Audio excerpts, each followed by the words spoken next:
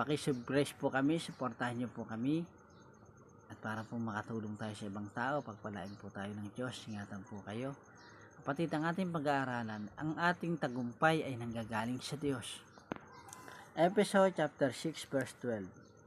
Sapagkat hindi tayo nakikipaglaban mula sa tao, amen, sa mga pinuno, sa mga makapangyarihan, sa mga tagapamahala ng kadilimang umiiral sa sanlibutan ito, sa mga hukbong espiritual ng mga kasamaan sa himpapawid. Kapatid, ang mga umiiral ng mga masamang espiritu dito sa himpapawid,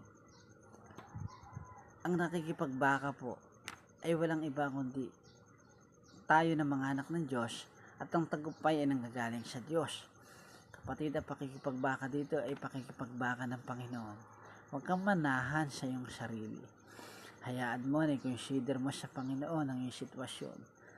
Makipagbuno ka, spiritual warfare na nanggagaling sa Diyos. Huwag kang umasa sa sarili mo lang, mabibigo ka. Kapag tayo hiwalay sa Panginoon, wala tayong magagawa. Kaya kapatid, tandaan natin kapatid, kapag paanig sa iyo ang Panginoon,